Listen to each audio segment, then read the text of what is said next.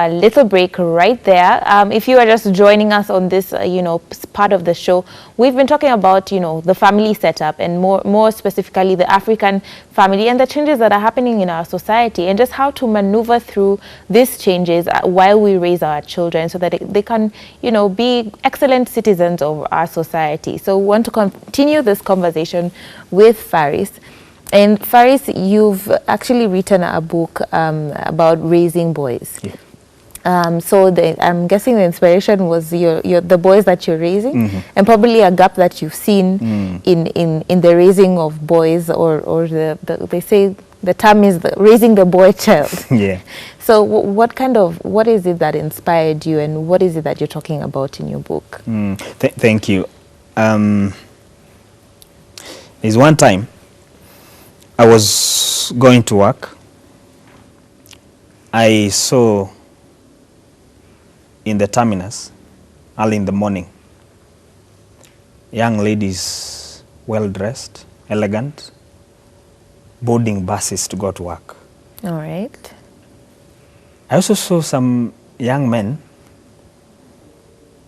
poorly dressed. I think some of them had not washed their faces. Okay. Some were actually still having hangovers.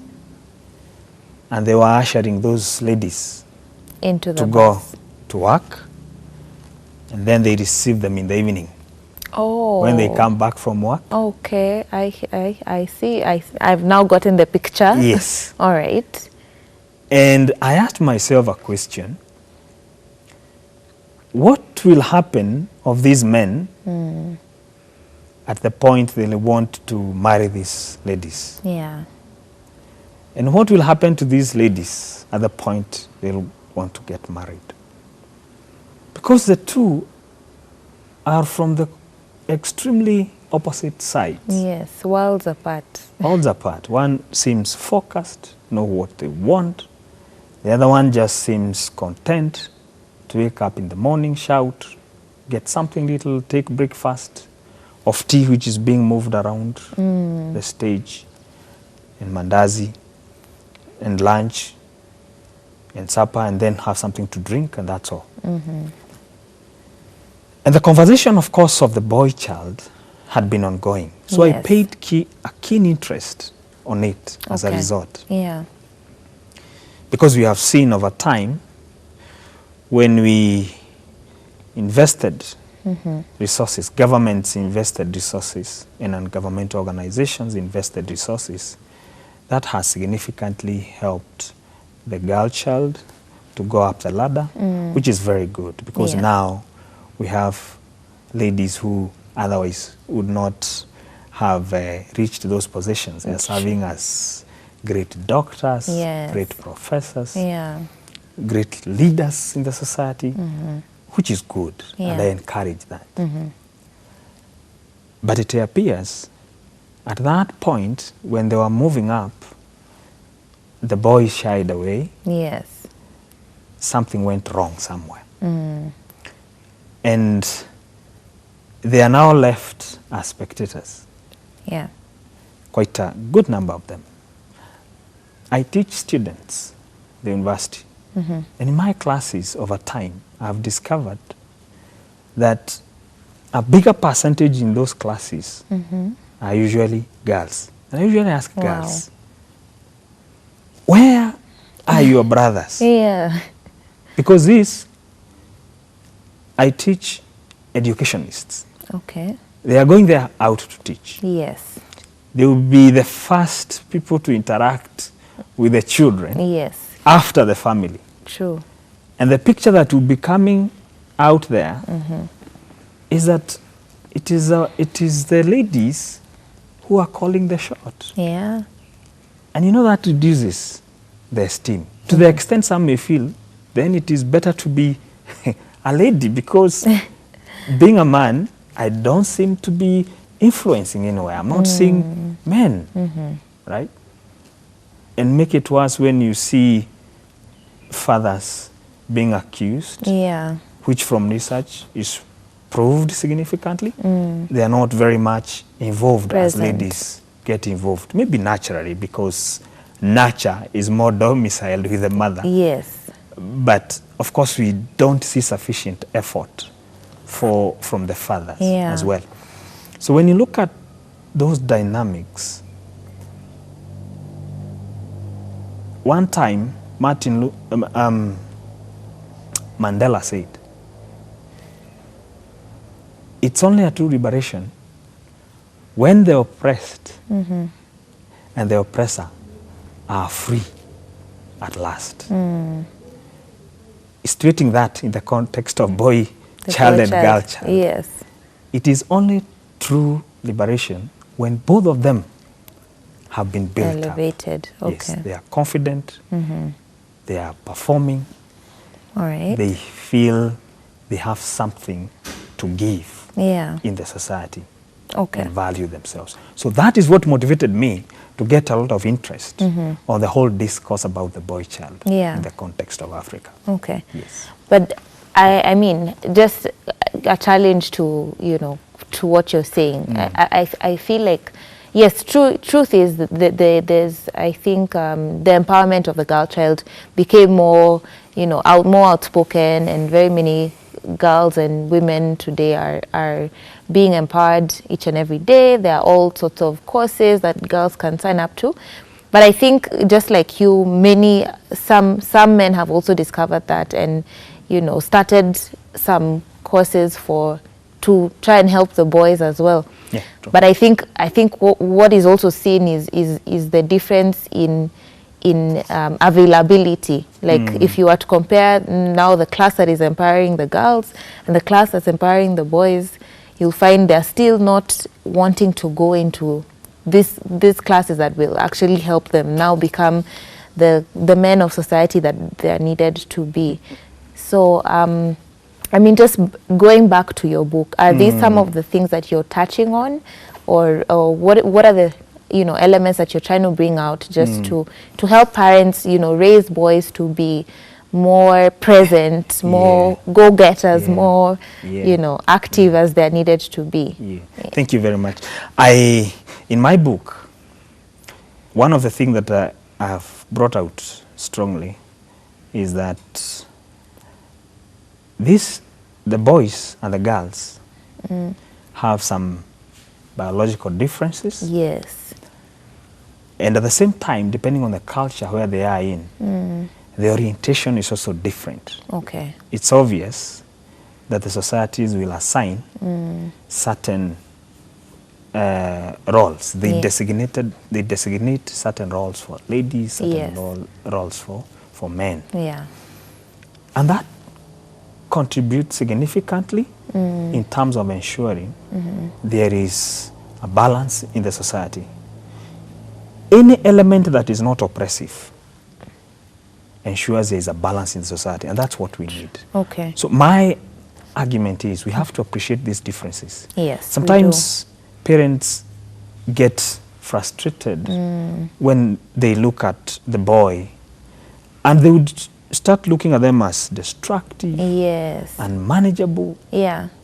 You know, to some going to the extent of saying, I would wish I get girls. Girls. And I hear biologically, even as they're, you know, growing up and getting to their milestones, girls seem to get to their milestones faster. Exactly. So parents maybe might tend to say, why can't you be like your sister? Definitely. And that already starts putting him down from a young age. Yes. Okay. That you're not responsible, you are not organized like your sister. But you know, they are being driven by the hormones. Yes. Which manifest at different stages. Okay. And they will manifest differently and at different intensities for girls and for boys. Yeah. So when you see these boys being too hyper at their young age, of course, the testosterone is too high, and it's giving them a lot of energy to do that. So I want the parents to appreciate that they are designed that way and parent them from that context. Okay. And you see that state they are in also requires special skills to handle it. Yes. If you want them to acquire masculinity, which is a lived experience, then you must understand them. Yeah. so that you can provide the necessary incentives. So one, they have to appreciate and understand them. Okay. Number two is parenting. Basically, is a long time process. Yes. And it is a job. A job where you never go to be schooled anywhere. But you have to educate yourself by learning from experience and also referring to the resources that can be useful to you. Yeah. So I want the parents to know that indeed it's a lifelong process. True. They have to be active And yeah. in seeking the right skills to help these children grow. Some of the parents, because of lack of getting the information they need, may become too permissive. A permissive parent loves the children so much to the extent of just allowing them Yeah. just flow like a juggernaut, a train that has no brakes, it's just moving. And that is not safe for children. Yes. Others are authoritarians. It is their way or the highway. And when it is like that, it denies a child the opportunity of individuation, Yeah. or knowing who they are, or being creative. They just live the parents' life. Yeah. Because if they don't do it, then they know there are consequences. There will Yes. be punishment. Yes. Others are just neglectful. They don't care what these people do. They don't give leadership. They are not there. You have heard the complaints about sometimes the house managers taking full control. I have had incidences where the children say, I don't like mom's food. I like the food that is made by my auntie. Yeah. So that tells you they are not involved. They are neglectful. They have left their roles to somebody else. But you know, when you have these house managers, they're just passers-by. They're also fighting their own battles. Yes. You don't want them to move their battles into your own child. You want to be an active agent because you'll be with them as long as you're going to be alive. So the whole question of being available, providing the right parenting by having the right skills becomes very important. And the resources are there if only people are willing and the parents are willing to engage and find them. You know? But the idea of thinking parenting is an innate thing, that by mere fact of getting a child, you automatically activate the parenting, that is not very right, because it doesn't come automatically. It has to be worked on so that you can improve as you move on as a parent. As you go along. And of course, you know these children are changing. What we held previously as the right way of parenting, today may not apply because of the change that has come. The way we used to communicate to the children when they were young is not the same. Today you communicate, they will ask you for clarification. Previously, if they ask for clarification, you say, I have said, and that's all. That would be deemed as disrespectful. Definitely. But today they want clarification, which is good. So that when you are going to discipline the child, it is based on what they know.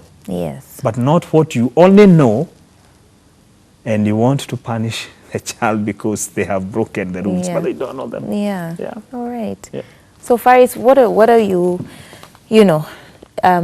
telling us in terms of raising our boys? What is it that we need to do to turn back the hands of time? So I think some of the things that we've touched on is now more communication, being more involved. But what other things can parents do to just, even as you're saying, boys are naturally, they have this energy. So how do we then train our boys to, direct this energy to the right places and just to help them become what, the kind of men we want them to be? The best thing is to constantly seek to know. Because when you know, we will be able to direct them. Today, we talk of, for example, energy that they have that takes them overdrive. Yes. All one needs to know, what can I do to preoccupy their time so that instead of them being destructive, they have an alternative. Yes, that's more constructive. It's more constructive. Yes. Is it playing football? Is it swimming? Is it riding? Is it just creating creative art? Today, there are many options which a parent can pick and help their children to build themselves around that. Yes. And they use their energy within that context. So that's very important in terms of identifying what these children can do. Yeah. But I also want to say that it is not a weakness to seek help as a parent. Yes. As we say it, the family setup is slightly different today. We are in urban setting. The support that a family used to receive previously from all the members of the family is no longer there because of the distance. But it is necessary, when there is a weakness, to admit it so that you can seek help. You can seek help by engaging. For those who are religious, the religious institution, the church, the mosque, because there are empowerment programs within there. You can talk, if it's a mother who is parenting alone, they can talk to a trusted brother. Yeah. They can talk to a trusted uncle who can be engaged and help them. They can talk to a trusted friend because it can be overwhelming. Yeah. And when we want to show we have all it takes to do it, then that's where we lose it. So admission that one needs help is very important. Okay. And that also makes one become curious to find much more. All right. And remember, there are also coaches out there. There is counseling out there. There are resources out there that can help one. Those resources also comes from the community. They come from books. They come from the social institutions we interact with every day. And they become very helpful in assisting us. So asking and saying you are inadequate is actually a sense of strength. Yes. Because you learn so much out of that. Okay. But I also want to add and say that children are very observant. Children also believe a lot what we say. So constantly being connected with them, constantly affirming them. Yes. And even when they are faced by these stresses, because they are human beings, they are stressed, just like you and me. Yeah. Right? I remember one time my son was my neighbor was visited. And he didn't gel very well. Okay. With some of the friends who had come to visit there. All right. I think they were arguing over something. Yes. And he went home, wrote a 2-page, and titled up there, The 3 Annoying Girls. The 3 annoying? Girls. Okay. Because he didn't gel in the discussion they were having. Yeah. So he had a stress, which he wrote down. Yeah. So when I came, I looked at it, I read. Then, of course, now I started finding what happened. Yes. Why didn't you like them? Of course, there are those children things in their own little world that disturbs them. Yes, very stressful and annoying for them. Yes, and annoying for them. But you know, it becomes very important when you affirm them. They know they still have a space in you. You value them. Yes. That they can become great. They can be better other than pulling them down. It becomes easier for you as a parent, you know, to build them from that and push them upward. That's true. Right? And speaking, if I was preaching, I would say prophesying for them, you know, better things, not negative things, because words have a lot of power. They do. What you tell them matters so much to them, and they will keep it, and they may start living it in life. If it was negative, they might start living that negativity. If you say they are gluttonous, they might living that, start living that. Yeah. If you say they are unfaithful, they might start living that. Okay. You know? Yeah. Wow. I think, I mean, I hear you. Affirmation, a lot of affirmation. And I think something people, I think we assume, you know, or rather I've had people say, wachana na yeye ni kijana. Or, you know, even if a boy is crying, there's that notion that you shouldn't embrace him or, you know, show him care and love because he's a boy. But I mean, what you're saying is that love and that pouring into them actually changes what is on the inside and helps them not, I mean, become the person that you're creating them to be, more or less. Yeah. So as we, you know, wrap up, maybe you can just, you know, talk to the parents at home. But more so, I'm curious to actually know what is your you know, your picture of success in terms of the family setup as you keep on researching and, you know, writing your books. When people read your book, what is the picture of success that you see in the boys that now the parents will raise after reading and picking the nuggets from your book, just as we wind up? Thank you.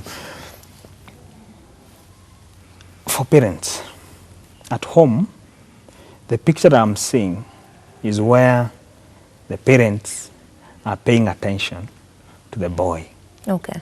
Both parents. Both parents. Yeah.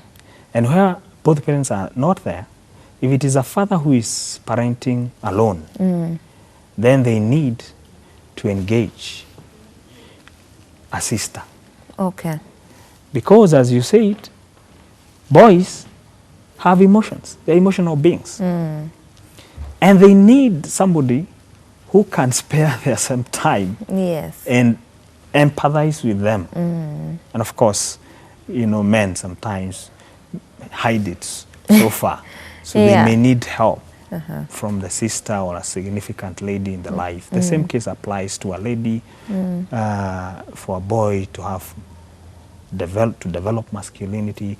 They need to engage those brothers, sisters, uncles, friends who can influence the life of this boy, so that they don't hate being a man, because the world around them is not giving an opportunity. And I also say, within the family setting, it is very important for the mothers in particular to respect, if I would put it like that, the man in that house and the men out there. Okay. Because when we talk too much negativity about men, the boy may find it a weakness, being a man. Okay. Because you are saying their father is bad, is a drunk, is all manner of things. You're also talking about other men out there. Yeah. And he starts disliking being a man. Okay. For that reason.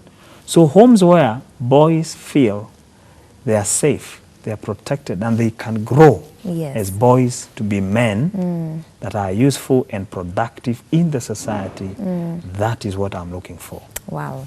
All right. Thank you so much for your time, Faris. Welcome. Unfortunately, our time is up, but thank you so much for those little nuggets, affirmation, and, you know, being present, both parents, you know, instilling the values that our children do need. I hope back at home that you've been able to pick up something. And if you're a parent to a boy or a girl, I hope that you've been able to, you know, write something down that will help you be a better parent, and so that we can continue raising, you know, men and women of society that will contribute to our lovely country, and we can see a change in the future. All right. So do remember that you can join us next week, same time, same place. Good night and God bless.